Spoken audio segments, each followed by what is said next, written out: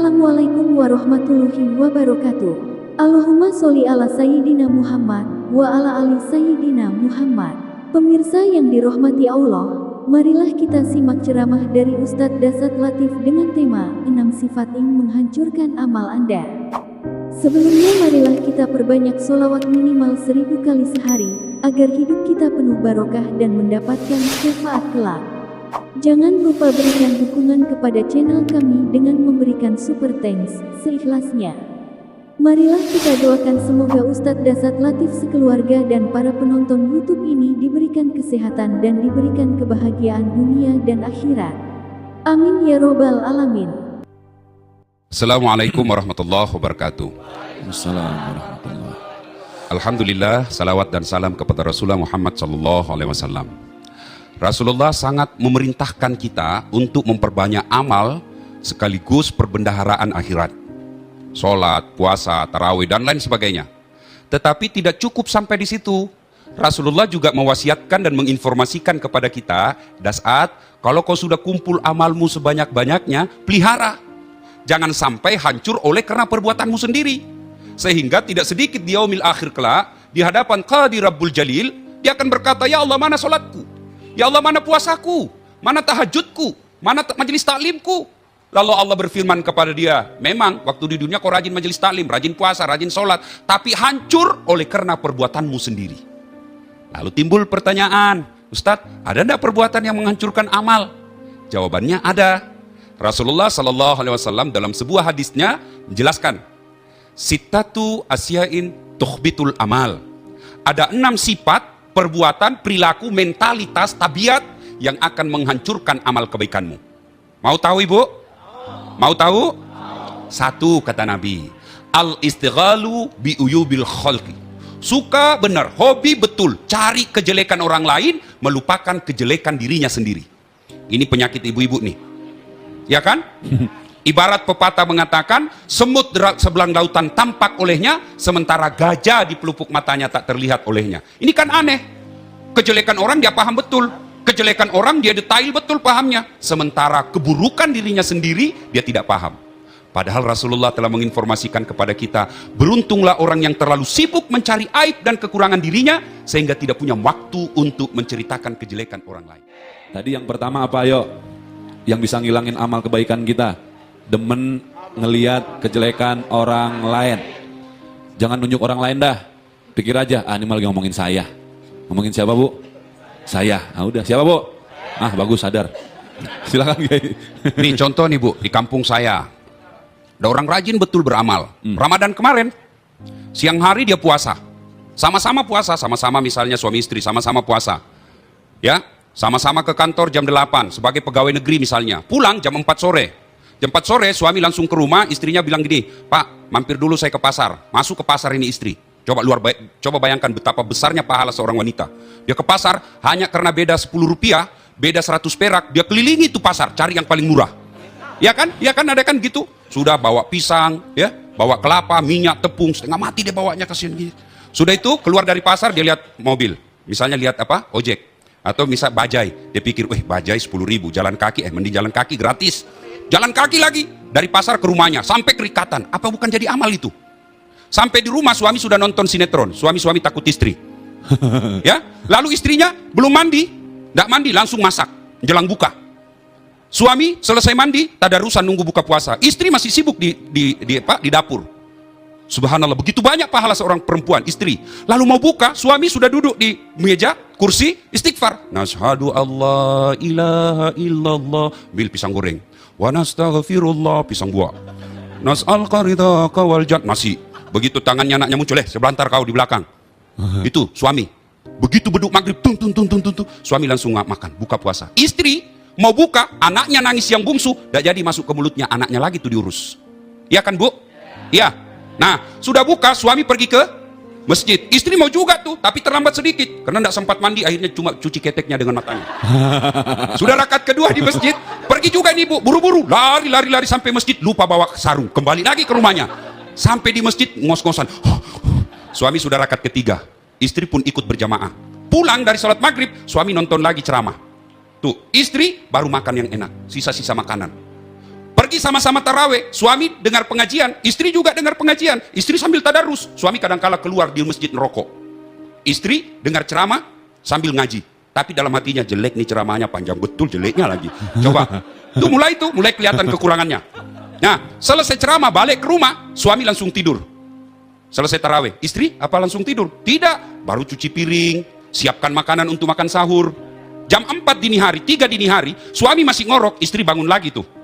Makan. Sebelum dia siapkan makanan sambil nunggu masakannya selesai, sholat tahajud 2 rakaat. Luar biasa.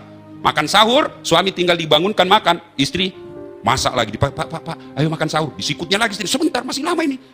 Begitu tinggal 5 menit dibangun, pak cepat. Wah, buru-buru suaminya. Begitu buru-buru takut kena imsak, akhirnya makan lombok, sambel, dikiranya kue. Selesai sholat subuh, selesai sarapan, selesai makan sahur, ke masjid. Ayo, luar biasa banyaknya pahalanya perempuan. Pagi hari sama-sama lagi ke kantor kerja, cari-cari nafkah. Apa tidak banyak pahala perempuan? Banyak kan, Bu? Tapi sayang 1000 sayang, semua itu hancur hanya karena tidak bisa mengawasi mulutnya. Makanya Ibu, kalau ada yang ngajakin gosip, cerita kejelekan, Bu, katanya, na'udzubillah min zalik. Tidak usah cerita itu, Bu, saya belum tentu lebih mulia dari dia. Ini baru solusi. Jangan katanya, oh iya, memang begitu itu. Padahal tidak tahu persoalan. Pernah dengar kisah Isra Mi'raj? Ketika Nabi diperjalankan antara Masjidil Haram ke Masjidil Aqsa, Rasulullah diperlihatkan ada manusia perempuan cantik, kukunya terbuat dari tembaga api neraka, dia cakarnya mukanya, baru berteriak sakit tapi dia cakar pula, sakit dia cakar pula. Lalu dia makan bangkai orang mati di depannya. Nabi bertanya, ya Jibril, siapa manusia goblok itu? Bodoh betul dia. Dia tahu sakit tapi dia cakari, dia makan bangkai orang mati di depannya. Jibril menjawab, itulah umatmu yang suka menceritakan kejelekan orang lain. Na'udzubillah. Ayuhibbu ahadukum, sukakah kamu memakan bangkai sesamamu manusia? Tuh yang pertama menghancurkan amal. Al-istighalu bi'uyubil khalq. Suka cerita kejelekan orang, lupa kejelekan dirinya sendiri. Yang kedua, yang akan menghancurkan amal kebaikan kita, qaswatul qalbi. Keras hati, tidak mempan nasihat. Siapa mereka? Mereka selesai pengajian, apaan itu Ustaz ceramah? Cerita-cerita neraka, kayak dia dari neraka saja. Selesai dengar ceramah, dia panggilnya Ustaz lagi. Ustaz, jangan lagi panggil itu dari Makassar. Kenapa? Udah bagus ceramahnya. Bagus kok, saya tidak senang. Kenapa? 6 dia bahas, saya terus dikena. Kesinggung Ustaz. Kesinggung. Inilah yang disindir Allah dalam Al-Quran. Wadawa'un alaihim a'anzartahum am lam tunzirhum la yu'minun. Kau dakwai atau tidak, kau nasehatin atau tidak, kau sampaikan ayat Allah atau tidak, sama saja la yu'minun, mereka tidak akan beriman. Qaswatul qalb, keras hati. Yang kedua, yang ketiga yang akan menghancurkan amal kebaikan kita adalah qillatul haya, kurang rasa malu. Ini yang banyak juga perempuan ini. Mana sih operasionalnya kurang rasa malu? Lihat aja perempuan yang gentayangan di jalan. Betul Ustaz. Bajunya yang di atas turun ke bawah, yang di bawah naik ke atas, ketemu di tengah, tipis sedikit, kita Ustadz mudah disiksanya. Serba salah Ustaz. Serba salah, maksud saya Ustadz, kita sekerja sama. Kami laki-laki jaga mata, tolong Anda perempuan jaga akhlak. Karena biar kami jaga mata, kalau mereka gentayangan seperti tuyul, susah ngusirnya. Mahasiswa saya bilang gini, Bu, Ustadz, kalau setan yang tidak kelihatan, gampang ngusirnya Ustadz. Baca basmalah mereka lari. Itu setan-setan halus. Tapi setan yang nampak dalam bentuk gadis, susah ngusirnya Ustadz. Dibacakan Fatihah tambah dekat Ustadz. Disangkain lagi ini masih jampe-jampe Ustaz. Ustaz, ntar kita lanjut lagi. Ya. Baru 3, bener Ibu. Emang Ustadz muda kalau lihat perempuan seksi serba salah. Dilihat dosa, kagak dilihat. Baru 3. Nanti Kiai kita akan melanjutkan 3 yang berikutnya, tapi sambil menjawab pertanyaan dari ibu-ibu. Baik, yang mau bertanya silahkan angkat tangan. Waduh, banyak amat semuanya nih. Bisa sampai jam berapa ini Bu? Satu aja kalau begitu. Silahkan Bunda. Assalamualaikum warahmatullahi wabarakatuh. Waalaikumsalam warahmatullahi wabarakatuh. Pak Ustadz mau bertanya. Nama saya Ibu Juriah dari Majelis Taklim Ahli Sunnah Cibinong. Mau tanya Pak Ustadz, bagaimana caranya menjaga amal kita agar selalu istiqomah? Wassalamualaikum warahmatullahi wabarakatuh. Waalaikumsalam warahmatullahi wabarakatuh. Sederhana sekali Bu. Masih ingat lagunya Ustadz Opik? Masih ingat? Yang obat hati? Nah itulah, obatnya itu paling sederhana. Kemudian tambah sebenarnya satu lagi, harus dengar dakwah. Ya, dakwah. Hati kita ini ibarat handphone. Ibu pakai handphone, kalau pakai terus akhirnya apa? Lobet. Kalau lobet, ibu ngambil tindakan apa? Cas. Kalau enggak dicas akhirnya apa? Matol, mati total. Biar ibu punya pulsa 10 juta tapi baterainya sudah habis, apa masih bisa dipakai? Tidak, demikian juga dengan hati kita. Ke pasar dunia, lihat TV dunia, lihat mobil tetangga bagus dunia, lihat suami orang cakep dunia, lihat anak kita dunia, lihat masa depan dunia. Lalu kapan akhirat kita? Dakwah. Perlu ngecas nih, ini dakwah. Makanya selain yang tadi disebutkan itu buat hati, berikutnya adalah harus sering dengar dakwah. Di tempat ini Bu, insya Allah bagus hadir di tempat ini, itu salah satu cara untuk istiqamah, memelihara kualitas keimanan kita sehingga amal kebaikan kita tidak hancur oleh perbuatan kita sendiri. Jelas Ibu? Jelas? Ya. Yang susah itu justru istiqomah Ustaz ya. Ya. Menjaga agar segala amal kita tetap terus konsisten, tidak berubah. Tapi sering ada masalah Ustadz, ada orang yang sering berbuat amal, jumlahnya banyak, tapi sekali aja. Ya. Entah itu sedekah, entah itu zikir, kesananya nggak berbuat lagi. Yang baik yang mana nih Ustadz? Yang banyak sekali apa yang konsisten? Nah, yang dicintai oleh Allah dan Rasulnya itu yang konsisten. Tapi yang lebih sial sudah sedikit tidak konsisten Nah lagi. itu, parah Ya. itu. Ya kan Ibu? Nah, ada doa yang diajarkan dalam Al-Quran untuk memelihara istiqamah kita. Rabbana la tusik qulubana ba'da is hadaitana wa hab lana min ladunka rahmah.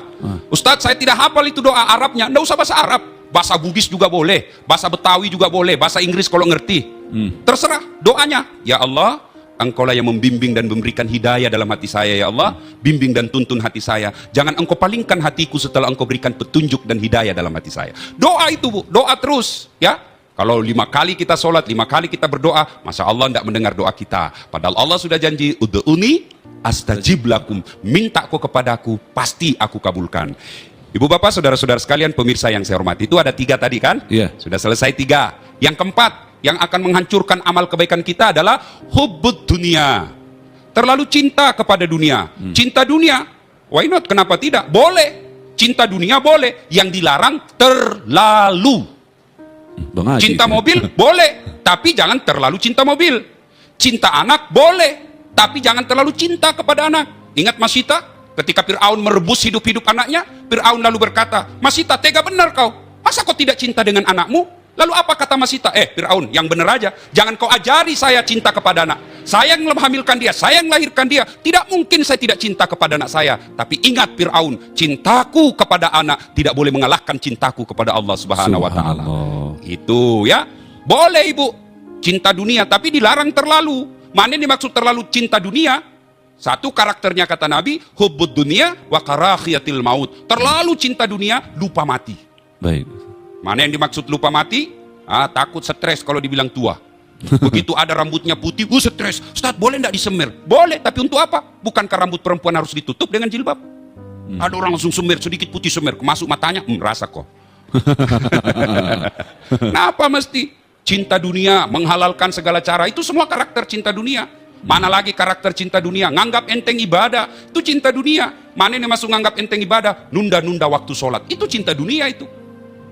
Ini yang keempat, cinta dunia. Jadi ulama jangan cinta dunia. Jadi ustadz jangan cinta dunia. Dunia boleh, tapi ini hanya transit semata. Tujuan akhir kita, halte akhir kita adalah akhirat. Dunia jangan menghalalkan segala cara, menghilangkan akhirat untuk meraih dunia. Ini yang keliru. Yang keempat yang akan menghancurkan amal ibadah kita, hubbud dunia. Terlalu cinta kepada dunia. Yang kelima yang akan menghancurkan amal ibadah kita, sabda Rasulullah, yaitu al-mutakhawilu bis sholah. Menganggap enteng sholat. Mana sih yang dimaksud menganggap enteng sholat? Sholat semau-maunya Bu. Dia sholat tidak sesuai protokoler Nabi. Ada kan orang sholat muda semangat betul. Allahu Akbar. Bismillahirrahmanirrahim. Alhamdulillahirrabbilalamin. Ar-Rahmanirrahim. Siapa yang ngajar sholat seperti itu? Ada juga yang sholat terlalu semangat. Allah. Siapa yang ngajar seperti itu? Ayo, handphone aja ibu beli, pasti ada buku panduannya. Dan ketika belum dipergunakan, ada catatan merah tebal ditulis penting, peringatan, baca buku pedoman sebelum penggunaan handphone. Itu handphone, komunikasi kepada manusia. Lalu kenapa komunikasi kepada Allah? Sholat. Di rumah ada enggak buku panduan sholatnya Bu? Ada enggak Bu? Ada orang takbir macam-macam, dia takbir kayak bikin kacamata. Allahu Akbar. Dia gini matanya. Saya tanya apa itu Pak? Dia bilang ini saya tulis Allah. Iya kan? Oh Allah. Saya bilang siapa yang ngajar? Dia bilang nenekku. Memangnya nenekmu Nabi? Yo. Nah ini yang ke-5 yang menghancurkan amal ibadah kita, nganggap enteng sholat. Lalu gimana supaya tidak nganggap enteng sholat Ustaz? Begitu tiba waktu sholat, tinggalkan segala kegiatan, tunaikan sholat. Ada orang setengah mati cari nafkah, untungnya satu hari 100.000, tapi tidak sholat, tidak sholat duhur, asar, lewat semua, 5 kali tidak sholat sehari semalam. Untungnya berapa? 100.000. Ini yang selalu saya analogikan, saya selalu istilahkan, setengah mati kelaparan, begitu dia dapat duit, dia beli nasi bungkus. Sayangnya setelah ada nasi bungkusnya, nasinya dia buang, bungkusnya dia makan. Dan yang keenam yang akan menghancurkan amal ibadah kita, Rasulullah bersabda, وَذَالِمٌ لَا يَنْتَخِي, perbuatan zolim yang tidak bisa dihentikan.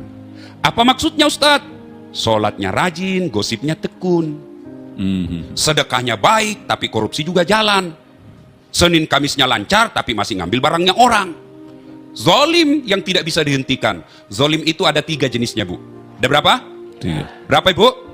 3. Yang pertama, zolim kepada Allah. Allah kasih kesehatan, Allah kasih rezeki, Allah kasih umur, tapi begitu tiba untuk diperintah oleh Allah, dia tinggalkan perintah Allah. Itu namanya zolim kepada Allah. Yang kedua, zolim kepada diri sendiri. Mana yang dimaksud zolim kepada diri sendiri? Demi kecantikannya, demi keseksiannya, dia menghalalkan segala cara. Yang ketiga, zolim yang ketiga adalah zolim kepada sesama manusia. Zolim 3 ini kalau tidak bisa dihentikan, maka itu akan menghancurkan amal kebaikan kita. Semoga Allah Subhanahu wa taala membimbing dan menuntun kita agar kita terhindar dari sifat tercela yang 6 ini.